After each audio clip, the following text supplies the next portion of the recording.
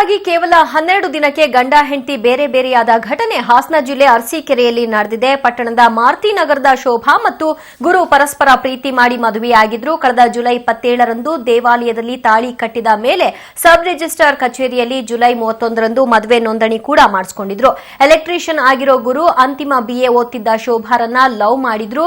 3 ತಿಂಗಳ ಹಿಂದೆ ಆದ ಸ್ನೇಹ ಪ್ರೇಮಕ್ಕೆ ತಿರುಗಿ ಮದುವೆನೂ ಆದ್ರು. ಆದರೆ ಗುರು ಜಾತಿ ಬೇರೆ ಎಂಬ ಕಾರಣಕ್ಕೆ ಶೋಭಾ ಮನೆಯವರು ವಿರೋಧವನ್ನ ಒಡ್ಡಿದ್ರು.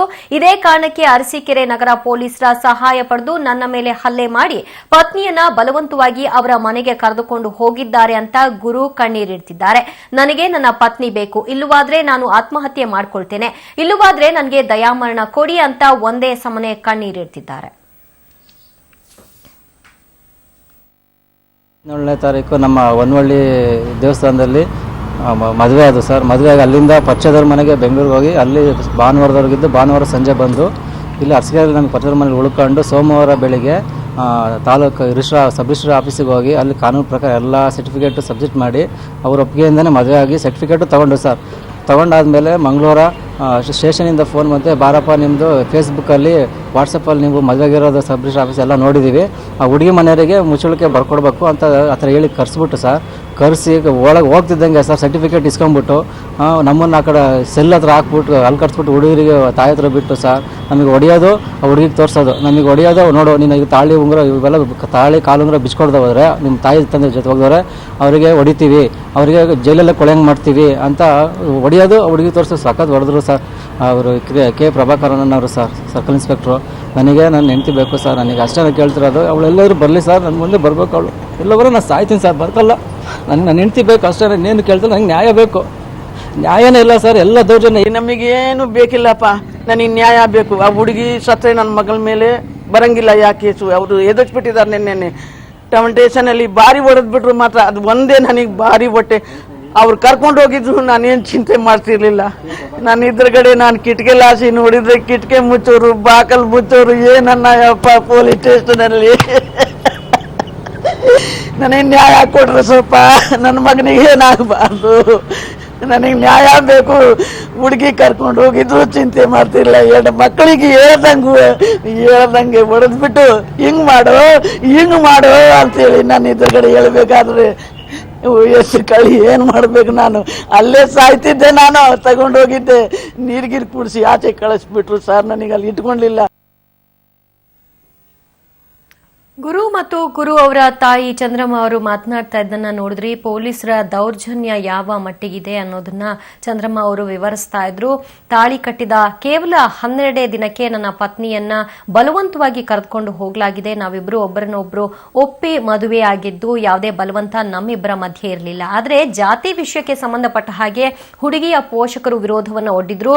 ಪೊಲೀಸರ ನೆರವಿನೊಂದಿಗೆ ಹುಡುಗಿಯನ್ನ ಕರೆದುಕೊಂಡು ಹೋಗಲಾಗಿದೆ ಮತ್ತು ನಮ್ಮನ್ನ ಹೀನಾಯವಾಗಿ ನಡೆಸಿಕೊಳ್ಳಲಾಗಿದೆ. ನನ್ನ ಪತ್ನಿ ನನಗೆ ಬೇಕು ಅಂತ ಗುರು ಕಣ್ಣೀರಿಡ್ತಿದ್ದಾರೆ. ಈ ಬಗ್ಗೆ ಮಾತನಾಡಲಿಕ್ಕೆ ಸ್ವತಃ ನೊಂದ ಪತಿ ಗುರು ನಮ್ಮ ಜೊತೆಗೆ ದೂರವಾಣಿ ಸಂಪರ್ಕದಲ್ಲಿದ್ದಾರೆ. ಗುರು ಅವರೇ, ಎಷ್ಟು ದಿನ ಆದ್ಮೇಲೆ ಈ ಎಲ್ಲಾ ಘಟನೆಗಳು ಆಗಿತ್ತು? ಮೇಡಮ್, ನಾವು ಒಂದು 3 ತಿಂಗಳಿಂದ ಲವ್ ಮಾಡಿದ್ದು. 3 ತಿಂಗಳಿಂದ ಲವ್ ಮಾಡಿದ್ದು. ಅದ್ರ ಮಧ್ಯದಲ್ಲಿ ಒಂದ್ ದಿವಸ ಹುಡುಗಿ ಕರೀತಾಳೆ ನನಗೆ ಮೆಸೇಜ್ ಅಲ್ಲಿ, ವಾಟ್ಸಪ್ ಅಲ್ಲಿ. ನಮ್ಮ ಮನೆಗೆ ವಿಚಾರ ತಿಳಿಸಿದೀನಿ, ಬಂದ್ ಮಾತಾಡೋ ನಮ್ಮ ಅಮ್ಮನ ಹತ್ರ ಅಂತ. ಅವಾಗ ಅದೇ ರೀತಿ ನಾನು ಹೋಗಿ ಅವ್ರ ಅಮ್ಮನ ಹತ್ರ ಮಾತಾಡ್ತೀನಿ. అంటే ಮದುವೆ ಮಾಡ್ಕೊಡ್ರಿ, ನಿಮ್ಮ ಮಗಳನ್ನ ನಾನು ಚೆನ್ನಾಗಿ ಸಾಕ್ತೀನಿ, ನಾನು ಚೆನ್ನಾಗಿ ನೋಡ್ಕೊಳ್ತೀನಿ ಅಂದಿದ್ದಕ್ಕೆ ಅವರು ಇಲ್ಲಪ್ಪ ನಾವು ಇಂಟರ್ ಕ್ಯಾಸ್ಟ್ ಮ್ಯಾರೇಜ್ ಮಾಡ್ಕೊಡಲ್ಲ ಅಂತ ನಿರಾಕರಿಸ್ತಾವ ನಮಗೆ. ಸರಿ, ಅಲ್ಲಿಂದ ಬರ್ತೀವಿ ನಾವು. ಅಲ್ಲಿಂದ ಬಂದು ಆಮೇಲೆ ಹುಡುಗಿ ಮತ್ತೆ ಮೆಸೇಜ್ ಅಲ್ಲಿ ಕಾಲಲ್ಲೆಲ್ಲ ಕೇಳ್ತೀನಿ, ಹಿಂಗ್ ಮಾಡಿದ್ರಲ್ಲ ಏನ್ ಮಾಡ್ತೀನಿ ಅಂತ. ಇಲ್ಲ, ನಾನು 27 ತಾರೀಕು ಬಂದೇ ಬರ್ತೀನಿ, ನಾನು ನಿನ್ ಬಿಟ್ಟು ಹೋಗಲ್ಲ, ನಾನು ಸತ್ರು ನಿನ್ ಜೊತೆನೆ ಅಂತಾನೆ ಅವ್ರ ಹುಡುಗಿ ಆಶ್ವಾಸನೆ ಫುಲ್ ಕೊಟ್ಲು.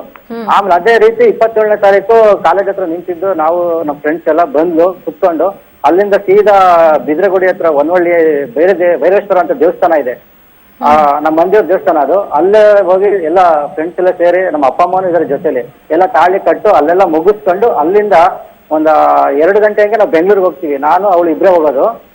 ಬೆಂಗಳೂರಿಗೆ ಹೋಗಿ ಅಲ್ಲಿ ಪಕ್ಕೇದರ ಮನೇಲಿ ಇರ್ತೀವಿ ನಾವು. ಅಲ್ಲಿ ಎಲ್ಲಿ ಎಷ್ಟು ಅಂದ್ರೆ ಭಾನುವಾರ ಮಧ್ಯಾಹ್ನದವರೆಗೂ ಅಲ್ಲಿ ಇರ್ತೀವಿ ನಾವು. ಅಲ್ಲಿದ್ದು ಮತ್ತೆ ಭಾನುವಾರ ಸಂಜೆ ಅರಸೀಕೆರೆಗೆ ಬರ್ತೀವಿ.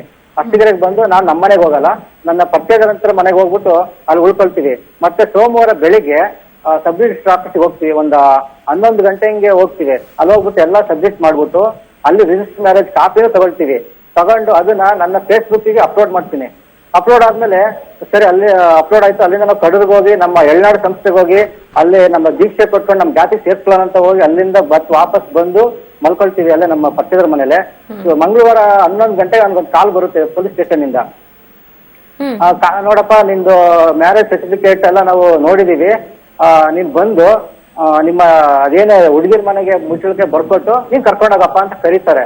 ನಾವು ಏನು ರಿಜಿಸ್ಟರ್ ಮ್ಯಾರೇಜ್ ಆಗಿದೀವಲ್ಲ ಅಂತ ಧೈರ್ಯವಾಗಿ ಕಾನೂನು ಪ್ರಕಾರ ಆಗಿದೀವಿ, ನಮ್ಗೆ ಯಾರು ಭಯನೂ ಇಲ್ಲ ಅಂತ ಒಳಗಡೆ ಹೋದು ಮೇಡಮ್. ಒಳಗಡೆ ಹೋದ್ಮೇಲೆ ಗೊತ್ತಾಯ್ತು ಅಲ್ಲಿ ಕಾನೂನಿಗೆ ಬೆಲೆ ಇಲ್ಲ, ಇನ್ಫ್ಲೂಯೆನ್ಸಿಗೆ ಬೆಲೆ, ದುಡ್ಡಿಗೆ ಬೆಲೆ. ಸ್ಟೇಷನ್ ಅಲ್ಲಿ ಹೋಗ್ತಿದ್ದಂಗೆ ಏನಾಯ್ತು, ಕೆ ಪ್ರಭಾಕರ್ ಅಂತ ಸರ್ಕಲ್ ಇನ್ಸ್ಪೆಕ್ಟ್ರು ಆ ಕಾಪಿ ಅವ್ರ ಕೈಲಿ ಕೊಡ್ತೀನಿ ನಾನು. ಕೊಟ್ಟ ತಕ್ಷಣ ನನ್ನ ಏನೋ ಈ ಟೆರರಿಸ್ಟ್ ಇಲ್ಲ ಏನೋ ಮಾಡಿರೋಂಗೆ ನಡ್ಕೊಳ್ತಾರೆ. ಆ ಕಡೆ ಸೆಲ್ ಕಡೆ ತಳ್ತಾರೆ ನನಗೆ, ಹೋಗ ಅಂತ. ಅದಕ್ಕೆ ನಾನು ಹೋಗೋಕ್ಕಿಂತ ಮುಂಚೆ ನಮ್ಮ ಅಪ್ಪ ಅಮ್ಮ ಹಾಗೂ ನನ್ನ ತಮ್ಮನೇವನು ನನ್ನ ಜೊತೆ ಕೆಲಸ ಮಾಡ್ತಿದ್ದ ಕೃಷ್ಣಮೂರ್ತಿ ಅಂತ ಅವನು ಆಲ್ರೆಡಿ ಅಲ್ಲಿ ಹೋಗಿರ್ತಾನೆ, ಅವನು ಒಳಗಾಕಿರ್ತಾರೆ. ಹೋಗಿದ ತಕ್ಷಣ ಮೇಡಮ್ ಹುಡುಗಿನ ಅವ್ರ ಮನೆಯವ್ರ ಕೈಲಿ ಕಳಿಸ್ಬಿಡ್ತಾರೆ. ನನ್ನ ಒಳಗಡೆ ಕರ್ಕೊಂಡೋಗಿ ಹೇಳ್ಬಾರ್ದು ಮೇಡಮ್, ಆ ಥರ ನಮ್ಮ ಕೃಷ್ಣ ಬ್ರದರ್ ಅಂತ ಅವನಿಗೆ ಹೊಡಿತಾರೆ. ಯಾವ ರೀತಿ ಹೊಡಿತಾರೆ ಅಂದ್ರೆ ನಾನು ಅಲ್ಲೇ ನೋಡಿದ್ದು ಮಾತ್ರ. ಸಾರ್ ಹೊಡಿಬೇಡ ಅಂದ್ರೂ ಬಿಡ್ತಾ ಇಲ್ಲ ಸರ್, ನಾವು ಕಾನೂನು ಪ್ರಕಾರ ಆಗಿದ್ದೀವಿ ಸರ್, ಹುಡುಗಿ ಒಪ್ಪಿಗೆ ತಗೊಂಡೆ ಮದುವೆ ಆಗಿದ್ದೀವಿ ಸರ್ ಅಂದ್ರೆ ಅವ್ರಿಗೆ ಇಂಪ್ಲೂಯೆನ್ಸ್ ಇದೆ. ನಾನು ಅವ್ರ ಹೆಸರು ಯಾರೋ ಅಂತ ಅವ್ರು ಹೇಳಿದ್ದಾರೆ, ಅವ್ರ ಹೆಸರು ಹೇಳಕ್ ಇಷ್ಟಪಡಲ್ಲ. ಇಂಪ್ಲೂಯೆನ್ಸ್ ಇದೆ ಕಣ ಅವರಿಗೆ, ಹಿಂಗೆಲ್ಲ ಮಾಡ್ತೀಯ ಅಂತ, ನಿನಗೆ ಮದುವೆ ಆಗಿ ಒಂದು ಮಗು ಇದೆ, ಇದ್ರ ಮುಂಚೆ ನೀನೊಬ್ಬ ರೌಡಿ, ನಿನಗೆ ತಲೆ ಕೆಟ್ಟಿದೆ, ಈ ತರ ಎಲ್ಲ ಹೇಳ್ತಾರೆ ಸರ್ಕಲ್ ಇನ್ಸ್ಪೆಕ್ಟರ್ ನನಗೆ. ಇಲ್ಲ ಸರ್ ನಾನು ಆ ಥರ ಮದುವೆ ಆಗಿದ್ರೆ ನಾನಾಗ ಸರ್ ಫೇಸ್ಬುಕ್ಕಲ್ಲಿ ಆಗ್ತಿದ್ದೆ, ಯಾಕೆ ಸರ್ ಪಬ್ಲಿಕ್ಗೆ ನಾನು ಈ ಥರ ಮಾಡ್ತಿದ್ದೆ ಅನ್ನೋದಕ್ಕೆ ಅದೇನೋ ನಮ್ಮ ಮಾತಿಗೆ ಬೆಲೆನೇ ಇಲ್ಲ ಮೇಡಮ್. ಅಲ್ಲಿ ಎಲ್ಲ ಏನು ಅವ್ರ ಕಡೆನೆ ಪರ, ಎಲ್ಲ ಹುಡುಗಿರು ಏನೋ ಅವ್ರ ಕಡೆನೆ ಪರ. ಏನ್ ಗೊತ್ತಾ, ಎಲ್ಲ ಕಿಟಕಿ ಬಾಕ್ಲು ದಡ ದಡ ದಡ ದಡ ಅಂತ ಹಾಕ್ತಾರೆ, ನಮಗೆ ಹೊಡಿತಾರೆ. ಆ ರೀತಿ ಫುಲ್ ಅಂದ್ರೆ ಹೆಂಗ್ ನಡ್ಕೊಂಡ್ರು ಅಂದ್ರೆ ಸ್ಟೇಷನ್ ಈಗ ಆರಕ್ಷಕರಾಗಿಲ್ಲ ಹೇಳ್ಬಾರ್ದು, ಆ ರೀತಿ ನಡ್ಕೊಂಡ್ರು ಮೇಡಮ್ ನಮ್ಮ ಹತ್ರ. ಬಟ್ ಇಷ್ಟೆಲ್ಲ ನಡೀತಾ ಇರ್ಬೇಕಾದ್ರೆ ನಿಮ್ಮ ಪತ್ನಿ ಶೋಭಾ ಅವರ ಸ್ಟ್ಯಾಂಡ್ ಏನಾಗಿತ್ತು? ಅವ್ರ ಭಯಕ್ಕೊಳಗಾಗಿ ಅವ್ರ ಜೊತೆಗೆ ಹೋಗ್ಬಿಟ್ರ ಅಥವಾ ಬಲವಂತವಾಗಿ ಅವ್ರನ್ನ ಕರ್ಕೊಂಡು ಹೋದ್ರ? ಇಲ್ಲ ಮೇಡಮ್, ಬಲವಂತ ಆಗಲ್ಲ, ಬೈಕ್ ಹೋಗಿರೋದು ಅವಳು. ಯಾಕಂದ್ರೆ ಅವಳು ಹೆಂಗೆ ಅವಳ ಮನಸ್ಸು ಎಲ್ಲ ಗೊತ್ತು ಮೇಡಮ್. ಅಂದ್ರೆ ಲೈನ್ ಅಲ್ಲಿ ಇರಿ, ಮತ್ತೆ ನಾನು ನಿಮ್ಮನ್ನ ಮಾತನಾಡಿಸ್ತೀನಿ. ಶೋಭಾ ತಂದೆ ರಾಜು ಅವರು ನಮ್ ಜೊತೆ ದೂರವಾಣಿ ಸಂಪರ್ಕಕ್ಕೆ ಬಂದಿದ್ದಾರೆ. ನಮಸ್ತೆ ಸರ್. ರಾಜು ಅವರೇ ನಮಸ್ತೆ, ಕೇಳಿಸ್ತಾ ಇದೆ ಅಲ್ವಾ?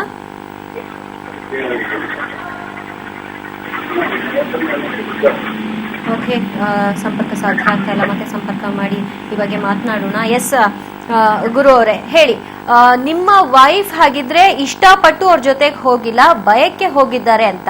ಈ ನಡುವೆ ನೀವು ಫೋನ್ ಕಾಲ್ ಅಲ್ಲಿ ಅವ್ರನ್ನ ರೀಚ್ ಮಾಡೋದು ಅಥವಾ ಅವ್ರ ಆ ತರದ ಪ್ರಯತ್ನ ಮಾಡಿ ನಿಮ್ ಜೊತೆ ಮಾತಾಡಿದ್ದೇನಾದ್ರೂ ಇದೆಯಾ?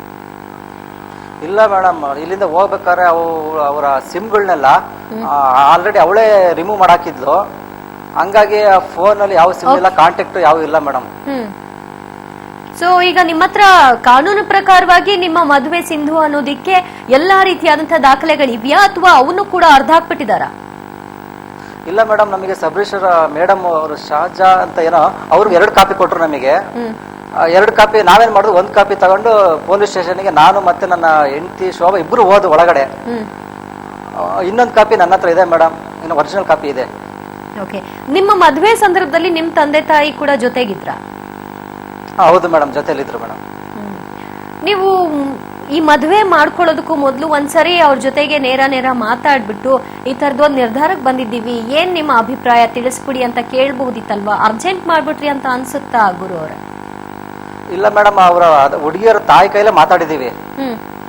ಅವರು ಕೇಳಿದ್ವಿ ನಾವು ಬಾಯ್ ಬಿಟ್ಟು, ನೋಡಿ ಆಂಟಿ ನಿಮ್ ಮಗಳನ್ನ ಲವ್ ಮಾಡ್ತಾ ಇದೀವಿ, ಮದುವೆ ಮಾಡ್ಕೊಡಿ ಆಂಟಿ, ನಾನ್ ಬೇಕಾದ್ರೆ ಅದೇ ನಮ್ಮ ಅಪ್ಪ ಅಮ್ಮನ್ ಕಳಿಸಿ ನಾನು ಮಾತಾಡ್ತೀನಿ ಅಂದಿದ್ಕೆ ಇಲ್ಲ ನಾವು ಕೊಡಲ್ಲ, ನಾವು ಇಂಟರ್ ಕ್ಯಾಸ್ಟ್ ಮ್ಯಾರೇಜ್ ಅಂತ ಹೇಳಿ ನಿರಾಕರಿಸಿದ್ರು ಮೇಡಮ್.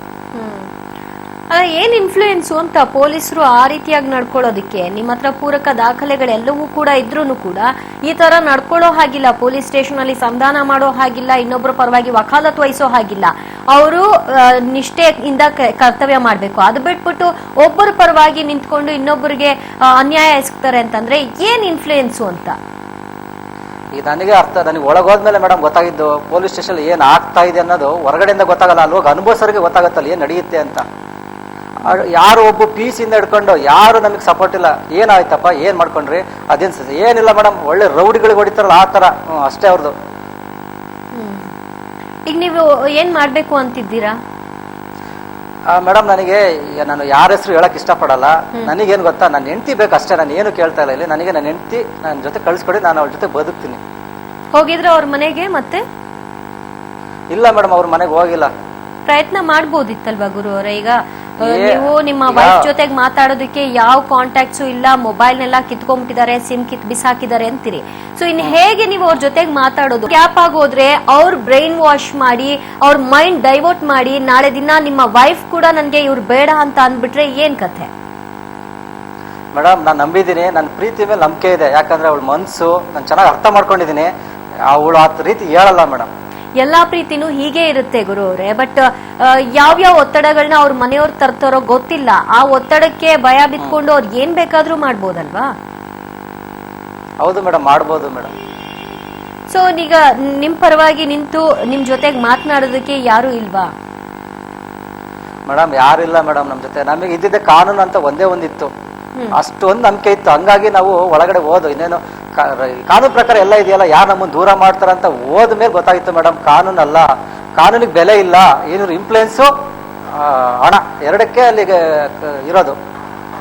ಓಕೆ, ನೀವು ಮಾನವ ಹಕ್ಕು ಆಯೋಗಕ್ಕೆ ಹೋಗಿ ಒಂದು ದೂರು ಕೊಟ್ಟು ನನ್ನ ವೈಫ್ ನ ಈ ರೀತಿಯಾಗಿ ಅವರು ಬಲವಂತವಾಗಿ ಕರೆದುಕೊಂಡು ಹೋಗಿದ್ದಾರೆ, ನಾವು ಮದುವೆ ಆಗಿರೋದಕ್ಕೆ ಎಲ್ಲ ಎವಿಡೆನ್ಸ್ ಗಳಿದೆ, ಸೊ ನಮ್ ಪರವಾಗಿ ಒಂದ್ ಸ್ವಲ್ಪ ಮಾತಾಡಿ ಅಂತ ಒಂದು ಪ್ರಯತ್ನವನ್ನ ನೀವು ಮಾಡ್ಬೇಕು ಅಂತ ಅನ್ಸುತ್ತೆ. ಜೊತೆಗೆ ಒಬ್ಬ ವಕೀಲರನ್ನು ಕೂಡ ಇಟ್ಕೊಳ್ಳಿ ಮೇಡಮ್.